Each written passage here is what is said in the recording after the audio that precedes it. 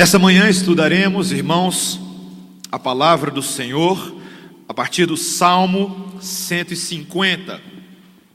Salmo 150, talvez eu sou um tanto quanto suspeito para pregar este salmo nessa manhã, porque eu, como músico, vou pregar um salmo sobre música, e estou feliz com isso. Não vou esconder minha felicidade, os irmãos verão em breve como eu estou feliz. Este salmo, ele era destinado ao uso litúrgico do povo de Deus em Israel. Normalmente era cantado na abertura dos cultos de celebração a Deus, mas de forma interessante também, esse Salmo 150, ele é posicionado no final do saltério. Ele é o último dos salmos. E por causa disso ele tem um elemento de encerramento, um elemento doxológico. Ele concentra a atitude do adorador com relação às verdades que foram reveladas no livro dos Salmos. E eu espero que nestes 6 versículos, eu e você possamos ver bastante da teologia que já temos estudado ao longo destes domingos, e que possamos ver a síntese e o objetivo dela nas nossas vidas. A palavra do Senhor diz assim: Aleluia, louvai a Deus no seu santuário, louvai-o no firmamento, obra do seu poder. Louvai-o pelos seus poderosos feitos, louvai-o consoante a sua muita grandeza. Louvai-o ao som da trombeta, louvai-o com saltério e com harpa. Louvai-o com adufes e danças, louvai-o com instrumentos de cordas e com flautas. Louvai-o com símbolos sonoros, louvai-o com símbolos retumbantes. Todo ser que respira, louve ao Senhor. Aleluia. Essa é a palavra do Senhor. Oremos, irmãos. Senhor Deus, a tua palavra é poderosa e preciosa. Queremos aprender contigo nesta manhã. Rogamos, ó Santo Espírito de Deus, fale aos nossos corações. Apresenta a verdade a respeito de Deus e do Evangelho e ensina-nos a vivê-las todos os dias das nossas vidas, em nome de Jesus. Amém. Qual é a sua trilha sonora favorita? 2 segundos para você pensar. Qual é a sua trilha sonora favorita? Talvez alguns dos filmes de sucesso dos últimos anos sejam os filmes que te tragam alegria por causa da trilha sonora. Quando você pensa no Jurassic Park, Parque dos Dinossauros, logo vem a trilha sonora no seu coração. Eu não vou cantar, de vez em quando eu vou cantar, mas essa não. Titanic, todo mundo, né, se posiciona na frente do navio. Trilha sonora de Titanic. Star Wars, que está fazendo sucesso no cinema, as batalhas intergalácticas. Mas talvez você seja velha guarda. Talvez você goste dos clássicos: Poderoso Chefão, Carruagem de Fogo, Dançando na Chuva. Talvez você não é nem ficção, talvez você não é nem os clássicos, talvez você goste dos clássicos da Disney. Talvez esses sejam seus favoritos: Rei Leão, Toy Story ou Frozen. Quando começa Let It Go, você já fica feliz, o coração já cai em lágrimas dos olhos, não é verdade? Nós amamos trilhas sonoras, é um fato. As pessoas amam trilhas sonoras. Então, por que nós amamos trilhas sonoras? Explicar isso é um fenômeno interessante. Tem muita gente que se dedica a estudar a impressão causada por uma trilha sonora num filme ou numa propaganda. Fato é, queridos, que a trilha sonora, a música, ela nos envolve com a história que ela mesma conta. Quando você ouve a trilha sonora do Indiana Jones, ela é feita para que de fato você se sinta um explorador, um aventureiro. Quando você ouve a trilha sonora do James Bond, você se sente um espião. Quando você ouve a trilha sonora do Missão Impossível, você se sente um espião de novo. Só que um pouco mais impossível, um pouco mais difícil. E ali temos uma narrativa que é contada de emoções, de momentos, de devaneios, de alegria, de tristeza, de tensões e conflitos, resoluções de esperança. As trilhas sonoras têm a capacidade de fazer isso conosco. E elas nos falam de uma sociedade que é permeada por música. Em todos os ambientes, nós vemos uma trilha sonora sendo contada no rádio, na televisão, nos MP3, nos fones de ouvido, né? A cultura dos fones de ouvido, cada vez eles estão ficando maiores, você percebeu? Estamos voltando aos fones de ouvido grandes, né? Nas playlists do Spotify, na música que você ouve enquanto você está lavando a louça, em tudo há música. E a pergunta que nós queremos tentar responder, queridos, nessa manhã é: para que serve música? O que ela nos comunica? Esse texto nos fala de uma música que é elaborada pelo próprio Criador do universo para a glória do seu nome. Uma música que conta a história do seu caráter, a história do seu relacionamento conosco. Infelizmente, nós vivemos em um mundo onde a música em que nós ouvimos tantas vezes está desconectada do seu propósito original, do motivo pelo qual ela foi criada. Em um mundo cheio de pecado, em um mundo cheio de devassidão, o homem é incapaz de chegar a Deus por meio da música que ele mesmo criou. É como você quando entra num museu e observa um quadro que você acha lindo e que nos leva a realidades transcendentais, mas você não sabe quem é o autor do quadro, quem fez aquele quadro. Queridos, é hora de nós redimirmos a música para a glória de Deus em todas as esferas da vida e reconhecer o propósito principal para o qual ela foi criada. Esse texto que nós acabamos de ler é um texto que diz que todo ser que respira deve musicalizar. Todo ser que respira deve louvar ao Senhor com seus lábios e com a sua própria existência. E o salmista nesses 6 versículos nos mostra isso de 3 maneiras. A primeira coisa que eu quero mostrar para vocês nessa manhã, e que a palavra nos mostra nesses versículos 1 e 2, atente comigo, é que nós devemos louvar o Senhor na congregação dos santos. O versículo 1 diz: aleluia, louvai a Deus no seu santuário, louvai-o no firmamento, obra do seu poder. O texto começa dizendo aleluia, que significa literalmente louvor a Deus. O reverendo Emílio explicou isso para a gente alguns domingos atrás. E aqui há um convite formal para o povo de Deus. Há um convite de que no santuário, este ambiente onde o povo de Israel se reunia, houvesse louvor, como o próprio contexto nos mostra, louvor musical. As pessoas eram convidadas a fazer isso, não de forma acidental, não de forma sem querer, mas de forma intencional. A música era um elemento do culto a Deus, como outros elementos que nós temos. Nós temos a pregação da palavra, nós temos a leitura da palavra, nós oramos a palavra, nós nos alimentamos da palavra com sacramentos, mas nós também cantamos a palavra de Deus. E o povo deve fazer isso intencionalmente. Quando um israelita virava para o outro e falava louvai ao Senhor no santuário, era um convite, um estímulo, um fortalecimento e um encorajamento dessa prática. Onde o povo de Deus está reunido, deve haver música. Simples assim. Música de louvor ao Senhor. Esse era um convite para o povo. Mas veja que é interessante que não é um convite apenas para que as pessoas cantem.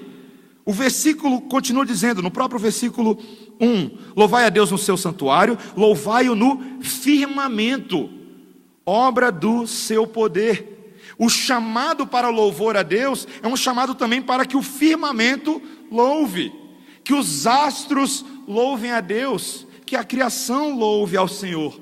O firmamento é conhecido na Bíblia como essas luzes celestiais que o próprio Deus criou. O Salmo 148, alguns 2 capítulos atrás, você pode olhar nos versículos 1 a 4, que ele diz assim: louvai-o o sol, louvai-o a lua, louvai-o todas as estrelas reluzentes, louvai os céus dos céus e as águas que estão sobre os céus, louvai-o todos os seus anjos, louvai-o todas as suas hostes. Toda a criação é chamada para louvar a Deus, inclusive os anjos. Isso não é interessante? Que os astros e os anjos são convocados a se juntar ao povo de Deus em louvor ao Senhor. Talvez uma das cenas mais fascinantes que nós temos na palavra de Deus é quando em Lucas, no capítulo 2, Maria acaba de receber o anúncio de que ela seria a mãe do Salvador, de que o filho dela seria o Salvador. E aquela cena em Lucas 2, 1 a 21, acontece que Maria está recebendo essa notícia, algumas coisas estão acontecendo, e você tem alguns pastores no campo. E esses pastores no campo, eles não sabiam disso, mas eles haviam acabado de ganhar tickets para um show de primeira. Eles estão ali, quando de repente, ao receber o anúncio do anjo, o céu se abre diante dos olhos deles, eles têm uma visão das regiões invisíveis, e ali existe uma milícia, um verdadeiro coral de anjos cantando. Imagina, meus irmãos, você no meio do campo, pensa no susto, mas pense também na visão gloriosa disso, o anúncio do grande feito de Deus. Deus salvará os homens, e os anjos cantam. O que a palavra de Deus está nos dizendo, queridos, é que os grandes feitos de Deus pelo seu povo são cantados tanto por nós, quanto pelos próprios anjos.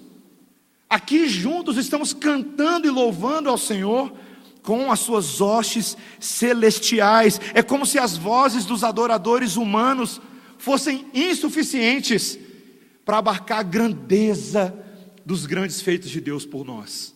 Eu e você, nessa manhã, a gente precisa ter esse senso de como Deus leva a sério o canto, de como a própria criação se junta a nós. Os anjos cantavam glória a Deus nas maiores alturas e paz na terra entre os homens a quem Ele quer bem. Meus irmãos, que privilégio nós podemos nos juntar ao coral celestial, né? Talvez você seja uma daquelas pessoas que você é tão desafinado que o povo já falou para você, você não dá nem para cantar no coral da igreja. Aí você fala assim, mas eu canto no coro dos anjos, eu me junto a eles, eu canto com alegria. E meus irmãos, perceba que nesse texto nós temos um convite a um canto mandatório, um canto intenso, um canto corporativo. Nós privilegiamos o canto congregacional, porque é o povo de Deus que é chamado para cantar, e não apenas os dois que estão ali na frente, ou um solista, algo desse tipo. Esse negócio de ficar cantando mirradinho, sabe aquela pessoa que faz mímica de lábios? Você já viu? Está todo mundo cantando, ela está... Essa não é a forma como nós somos chamados a louvar. Talvez você seja tímido no canto ao Senhor, porque você acha que você não é assim tão afinado, que você não aprendeu, ou você não sabe cantar as músicas. Queridos, nós não podemos usar essas desculpas no canto ao Senhor, porque Ele manda você cantar, Ele quer ouvir a sua voz. Enche esse pulmão de ar e põe para fora. Depois a gente trabalha a sua afinação, mas cante com alegria. Nós devemos harmonizar as nossas vozes, porque Deus espera isso de nós, e nós devemos fazer isso com seriedade, e devemos fazer com alegria. Essa era a primeira coisa que a gente deveria ver. Mas a segunda coisa também, queridos, nos versículos 3 a 5, é que nós devemos louvar ao Senhor com arte e com expressão. O texto diz, louvai ao Senhor, louvai ao som da trombeta, louvai-o com saltério e com harpa, louvai-o com adufes e danças, louvai-o com instrumentos de cordas e com flautas, louvai-o com símbolos sonoros, louvai-o com símbolos retumbantes. A palavra retumbantes, eu gosto dela. Queridos, essa seção do Salmo ela é interessantíssima. Tem três mini verdades que eu gostaria de mostrar para os irmãos aqui. Em primeiro lugar, é a riqueza do conteúdo que o salmista mostra aqui. Logo no versículo 3 ele fala, louvai-o com saltério. O saltério era o conjunto de poemas, o conjunto de salmos, que eram utilizados para expressar toda a gama de experiências humanas, na caminhada do conhecimento do Senhor. Talvez você nunca tenha observado com atenção a riqueza dos salmos. Você já parou para pensar na riqueza dos salmos? Como os salmos, eles falam de absolutamente todo tipo de experiência humana que alguém possa ter com o Senhor. Nós temos salmos de gratidão, salmos de confissão de pecado, confissão e lamento. Nós temos hinos de vitória, nós temos salmos imprecatórios, temos salmos de conforto, salmos da realeza, temos salmos messiânicos. Queridos, os salmos são um livro de poesia inspirado pelo próprio Deus na vida do seu povo, para que nós possamos exprimir as verdades desse relacionamento com Ele. Temos visto esses dias a discussão sobre se devemos ou não devemos cantar salmos na igreja, ou se devemos cantar exclusivamente os salmos. Sem entrar no mérito da discussão, uma coisa eu sei que nós devemos fazer: nós devemos cantar os salmos na igreja. Tem muita gente que hoje não canta mais os salmos, que na verdade acha meio estranho, talvez um pouco ultrapassado, mas os salmos, queridos, são a forma de Deus dizer para mim e para você: se você cantar isso, você vai estar me agradando. A teologia está certa, a teologia é boa, e a teologia é verdadeira e aplicável a nós. Nós não corremos o risco de errar. Hoje em dia há uma discussão sobre aquilo que devemos cantar. Tem tanta música hoje em dia, na verdade, tem tanto ministério de louvor. Eu sei que no seu carro tem muita coisa que só você ouve lá, não é verdade? Né? Fez assim para mim. A gente ouve todo tipo de coisa, há todo tipo de produção de música cristã e evangélica no nosso mundo hoje. E isso em si não é uma coisa ruim, isso é uma coisa muito boa. Mas, queridos, a gente sabe que tem coisa boa e tem coisa ruim por aí, não é verdade? Tem muita coisa que a gente ouve, canta e levanta a mão, mas não são coisas que são necessariamente bíblicas e profundas e que nos falam de verdades a respeito do Senhor. Quando eu e você cantamos os salmos, acertamos naquilo que cantamos, falamos a respeito do Senhor. Mas precisamos lembrar também, queridos, que a palavra do Senhor não está restrita aos salmos. A música na palavra de Deus não se encontra apenas nesses 150 poemas. Nós temos música de Gênesis a Apocalipse. Sempre foi uma prática do povo de Deus compor música. A música e os hinos eram parte integrante da adoração em todo o Antigo Testamento. O povo de Israel compunha música por todos os motivos, queridos.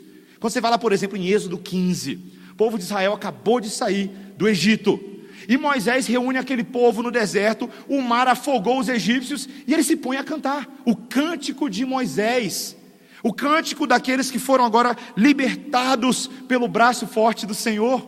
Você também tem o cântico de Miriam, logo ali, a irmã de Moisés.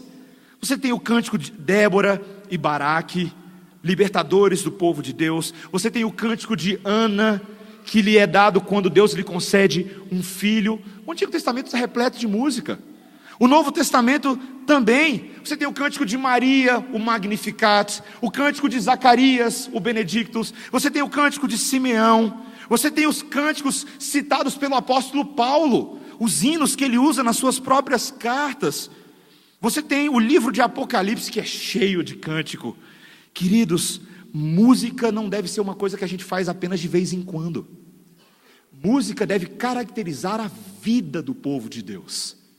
O texto que nós lemos no chamado adoração hoje, Colossenses 3:16 e 17, nos lembra o seguinte, preste atenção: habite ricamente em vós a palavra de Cristo, instruí-vos e aconselhai-vos mutuamente em toda a sabedoria, fazendo o quê?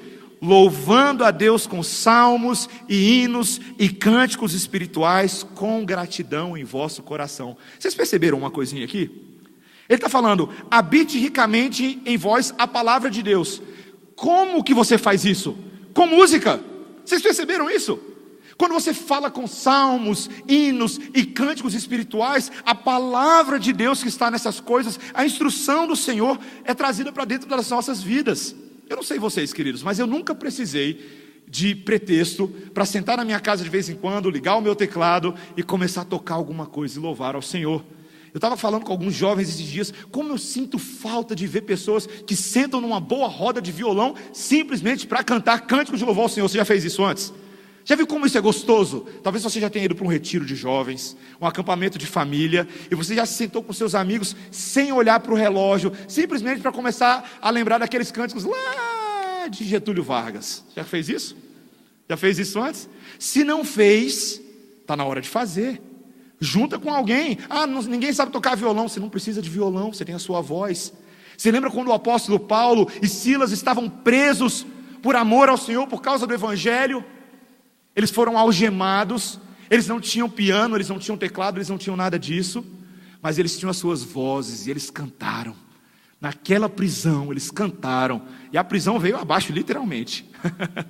Cantemos ao Senhor. Quem canta os males espanta, e por mais que isso soe como ditado popular, a grande verdade, quando a palavra de Deus ocupa os nossos cânticos, quando nós cantamos aquilo que o Senhor nos mostra, a riqueza de conteúdo, meus irmãos. Mas veja também, em segundo lugar, a riqueza de técnica e instrumental. Olha rica lista de instrumentos aqui. Olha o versículo 3. Louvai ao Senhor ao som da trombeta, com harpa. Versículo 4, instrumentos de cordas e com flautas. Versículo 5, símbolos sonoros, símbolos retumbantes.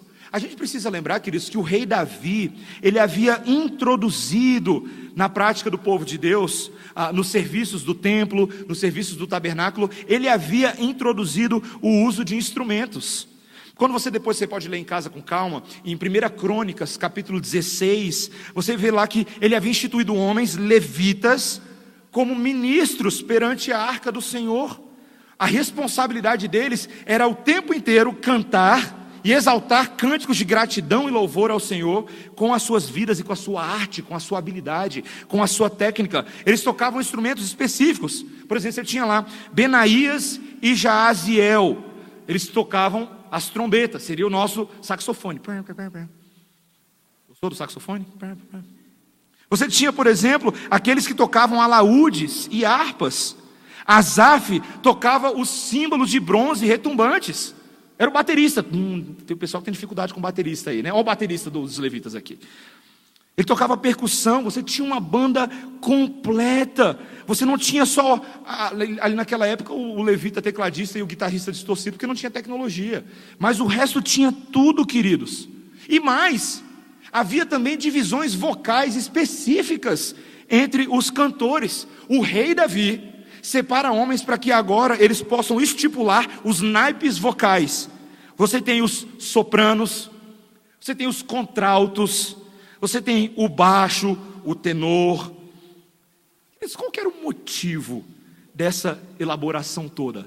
Para pensar um pouquinho. Por que Deus, guiando Davi agora, o instruiria a gastar tempo pensando detalhadamente em que conjuntos de vozes os homens teriam? Por que a Bíblia fala sobre isso?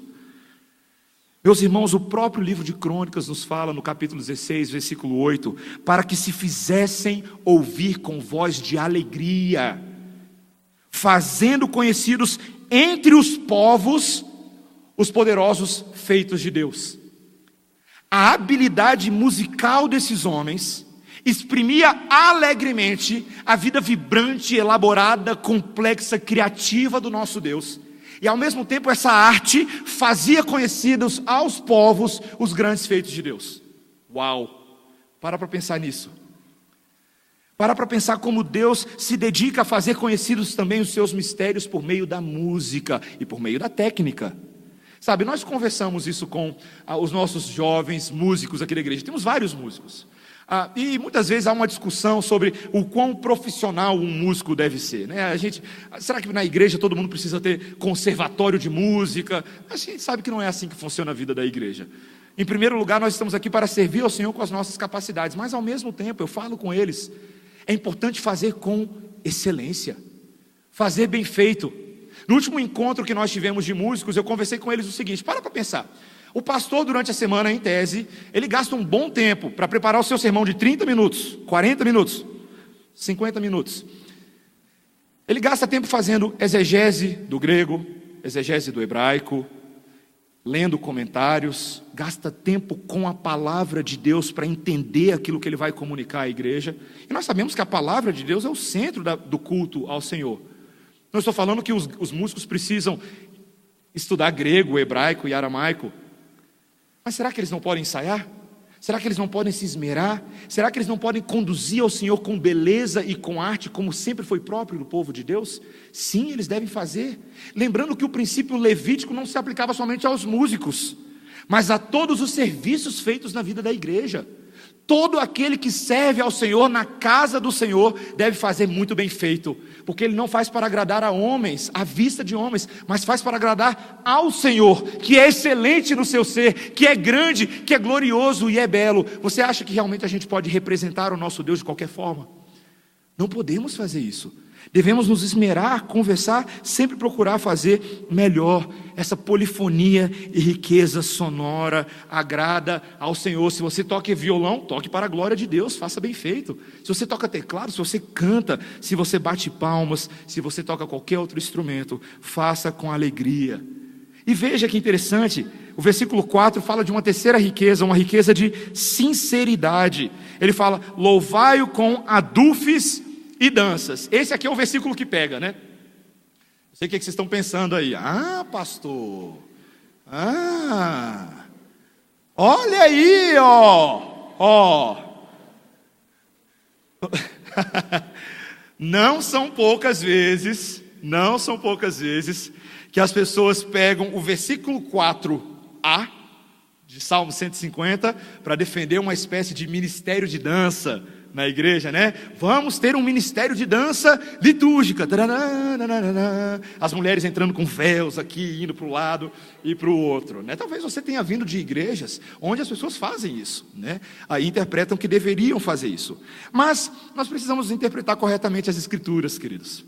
Nós precisamos entender que nem tudo que aparece nas escrituras é prescritivo para nós, mas muitas vezes é descritivo de uma determinada cultura e sociedade. Nós precisamos lembrar quem era a cultura dos hebreus.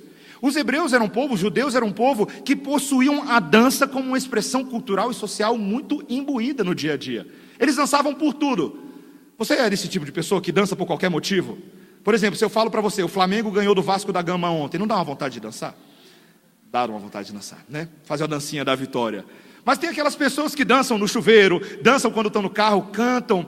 A vida do povo hebreu ela era bastante assim, ela era caracterizada por dança. Eles dançavam em casamentos, eles dançavam em festividades da iniciação da vida adulta, dançavam por pequenas vitórias no dia a dia, por um comércio bem sucedido, pela colheita bem sucedida, eles dançavam por qualquer coisa. Tinha lá o sambinha dos hebreus, que eu não sei como é que era exatamente. A dança era uma expressão não apenas de algo litúrgico, mas de algo do coração. Veja que na igreja do Novo Testamento, você não tem necessariamente uma recomendação para que a igreja tenha elementos de dança. Quando você olha ali para a igreja, por exemplo, primitiva de Atos 2, 42 a 47, você não tem, e compartilhavam a doutrina dos apóstolos e dançavam liturgicamente. Você não tem nada disso. Mas você vê a dança como uma expressão de algo mais profundo, de sincera alegria, de algo genuíno, de algo natural. O que a palavra do Senhor está nos falando é: os adufes e danças são representações da verdadeira alegria do coração do adorador. Quando nós cantamos, queridos, nós não cantamos apenas coisas belas e formais e solenes, mas de forma distante e fria, não. Nós cantamos como quem adora, como quem serve, como quem exalta ao Senhor. E você deve fazer isso, e às vezes dá até vontade de dançar um pouquinho mesmo. Os nossos corações se manifestam com alegria. Queridos, a teologia reformada, ela sempre tem tentado caminhar esses dois grandes aspectos do louvor e do culto a Deus. Baseado em 1 Coríntios 14, vários reformadores entenderam o seguinte: Paulo dizia que o culto a Deus deve ser um culto solene, um culto reverente, um culto ordeiro, não é verdade? Que o culto deve ter decência e ordem. Mas ao mesmo tempo o culto deve ser vibrante, o culto deve ser alegre, o culto deve ser feito como que para aquele que de fato reina sobre todas as coisas. E essas duas realidades estão presentes. Eu faço como para o Senhor, com o coração sério e sóbrio, mas eu faço com alegria. Eu levanto mãos de louvor ao Senhor, que me salvou, que me redimiu, que me sustenta. Que coração grato nós temos a Ele. E por isso que um culto presbiteriano, queridos, não pode nem cair para um lado nem para o outro. Nós não podemos selecionar um aspecto da adoração com o qual nos sentimos mais confortáveis e ignorar o outro. Nós devemos sim ter um culto que é reverente ao Senhor, mas um culto alegre. Devemos ter um culto sincero, mas ordeiro. E a maturidade do povo de Deus é vista nessas coisas. Veja a riqueza de conteúdo, a riqueza instrumental, a riqueza de sinceridade do coração. Queridos, todas essas coisas culminam no último versículo conclusivo, nosso terceiro ponto: toda a criação deve louvar ao Senhor. Versículo 6: todo ser que respira, louve ao Senhor, aleluia. Vamos ler juntos esse versículo, queridos? Todo ser que respira, louve ao Senhor, aleluia. Olha que interessante a ampliação do escopo da adoração. Antes ele estava falando só daqueles que se encontravam no santuário, estavam falando dos anjos do Senhor, mas agora está falando todo ser que respira, louve ao Senhor. Queridos, há um grande mistério nisso aqui. Porque eu e você sabemos que muitas pessoas neste mundo não louvam ao Senhor intencionalmente. Muitos não são crentes, muitos não são ainda lavados e remidos pelo sangue do Cordeiro e não reconhecem a necessidade de adorar o único e verdadeiro Deus. Mas há algo profundo embutido nesse versículo. O fato de que a criação muitas vezes não reconhece isso, mas toda a criação já louva ao Senhor. Toda a criação já louva ao Senhor pela sua própria existência. O simples fato das coisas existirem emanam glória a Deus. E isso deve ser cada vez mais intencional. Queridos, nós vivemos num mundo que constantemente canta ao Senhor. Você já reparou isso? Quando você está de madrugada, frio no seu quarto, se cobrindo, e aí você ouve o som do vento brasiliense correndo pela sua janela. Canto de louvor ao Senhor. Quando você ouve o farfalhar das folhas, cantos de louvor ao Senhor. Quando você viaja para a praia com a sua família e você acorda bem cedinho à beira da areia e você ouve chá, chá, cantos de louvor ao Senhor emanando por todos os lados. Toda a criação exala a glória de Deus, porque a impressão digital de Deus é em todas as coisas. E um Deus que ama música, produz música na criação o tempo inteiro. Ele faz isso o tempo inteiro. Meus irmãos, os nossos ouvidos tantas vezes são mocos e surdos para ouvir Deus comunicando a sua glória na natureza. O Salmo 19, versículos 1 a 6, reconhece que o céu comunica isso, que o firmamento comunica isso, que as obras das mãos de Deus comunicam isso, e compete a mim e a você, como criaturas redimidas, reconhecer o canto de Deus na criação. Nós tínhamos uma banda chamada Som da Fé. Durante muitos anos a gente teve essa banda, foi uma bênção para a minha vida. E eu lembro que nós tínhamos uma música que falava isso, que a gente deveria muitas vezes ficar mudo para sermos mudados. O ponto da música era, tínhamos que ficar mudos para ouvirmos Deus se comunicando conosco o tempo inteiro. O Senhor canta. Queridos, é como se a criação, eu vou fazer a ilustração que eu fiz alguns anos atrás na Semear, é como se a criação toda, cada cadeira, cada pedra do chão, cada telha desse telhado, desse teto, que cada átomo, cada molécula tivesse uma boquinha adorando a Deus. É uma cena um pouco engraçada, né? Mas você para pensar, boquinhas pequenininhas em toda a criação, exalando ao Senhor. Cuidado com a sua cadeira, tem bocas nela. Cuidado com essas paredes, cuidado com os pássaros. O tempo inteiro existem bocas proclamando a glória de Deus. Mas o que a Bíblia está falando é que isso não deve ser acidental, queridos. Isso deve ser intencional. Toda a criação, todo ser deve reconhecer este canto e cantar ao Senhor, reconhecendo a sua glória. É curioso pensar que Paulo, em Romanos 8, versículos 18 em diante, ele diz que a criação está de tal forma afetada pelo pecado, que ela aguarda a redenção dos filhos de Deus, ansiando por esse momento, para que ela mesma seja liberta do cativeiro do pecado, para que a própria criação possa jubilar ao Senhor, a partir da redenção dos filhos de Deus. Não é uma cena profunda isso? Não é uma cena gloriosa? A culminação dessa cena, queridos, foi lida por nós hoje em Apocalipse capítulo 5. Um texto talvez nas escrituras de grande tensão e conflito. Quando a gente chega ali em Apocalipse 5, na cena deste filme real, algo está para acontecer. Havia grande tensão, havia um livro com 7 selos.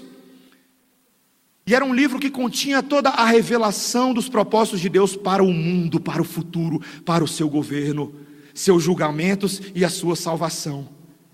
E ali João, na ilha de Patmos, exilado, tendo aquela visão, ele olha e todas as criaturas que estão ali, nenhuma delas era digna de abrir o livro. João começa a chorar, ele fica triste. Mas o texto nos diz que um dos anciãos vem, coloca a mão sobre ele e diz: não temas. O Cordeiro, a raiz de Davi, venceu e o livro abrirá. Queridos, e o texto nos diz que do meio da miríade das criaturas sai um com a aparência de cordeiro imolado. Ele possuía 7 chifres e 7 olhos. E essa cena é interessante, essa visão comunica da perfeição desse cordeiro.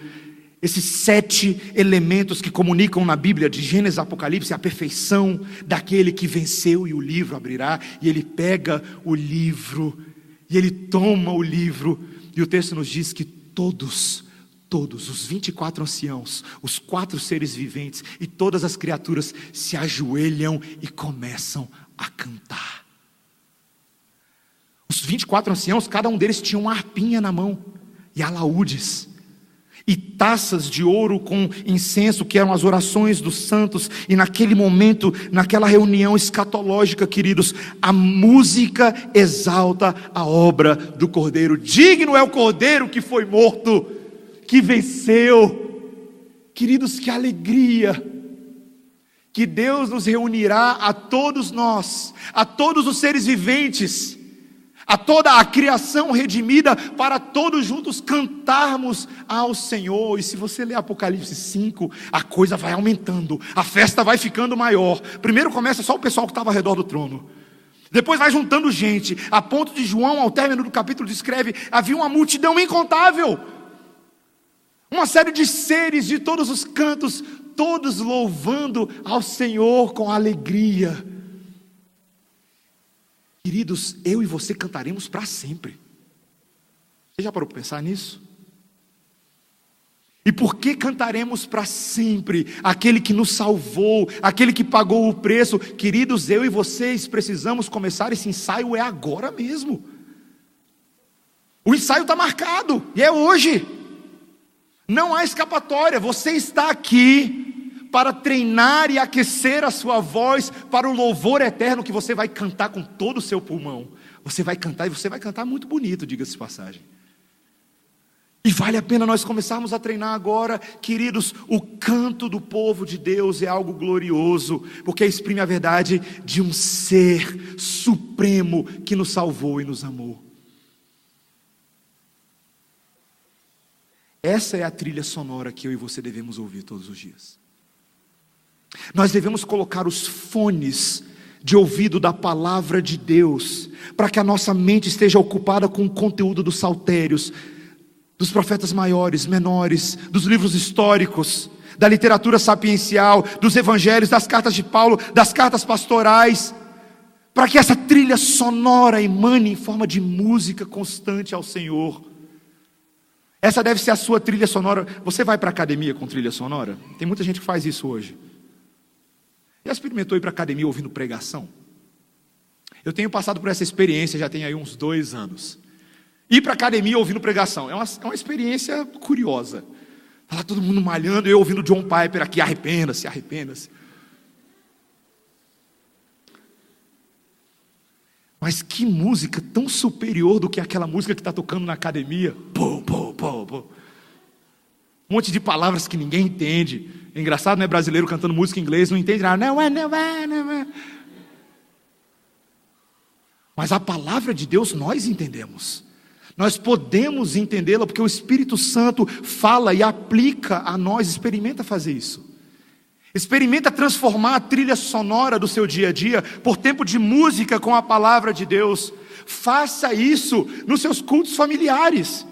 Junte com a sua família e cante. Tem muita gente que tem vergonha de cantar sozinho, gente. Cantar com o pessoal do grupo familiar ou do seu culto doméstico. Cante ao Senhor. Ah, pastor, a gente não tem quem toque violão. Arruma um playback. Ah, não tem playback porque queimou o computador. Canta, meu amigo. Cante ao Senhor. Exalte ao Senhor. Faça conhecido a este mundo os poderosos feitos de Deus por meio do seu canto. Faça isso. Essa é a trilha sonora que agrada ao Senhor. E que nós possamos gostar dela. Ela é muito melhor do que Frozen. Ela é muito melhor que Rei Leão.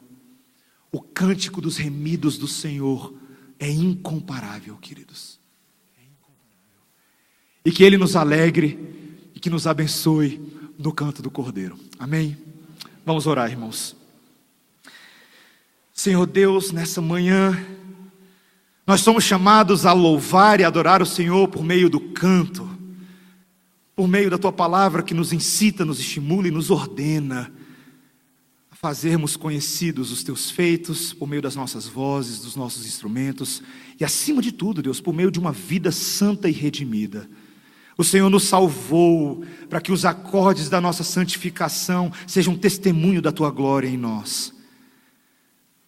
Senhor, ajuda-nos a sermos uma igreja de músicos, Senhor, músicos adoradores, aqueles que adoram em espírito e em verdade, por meio de corações remidos e lavados. Ensina-nos a ensinar a outros a beleza dessa trilha sonora, que como igreja cantemos obedientemente e belamente. Ajuda-nos, Senhor, nesse dia, neste local novo, que Ele nos ajude a configurar uma vida de hábitos belos, poéticos e artísticos, e que todos que tiverem contato com o Teu povo, seja aqui, seja nas igrejas da nossa cidade, sejam tocados pela poesia do Teu nome. Abençoa-nos, Senhor, nessa manhã, em nome de Jesus. Amém.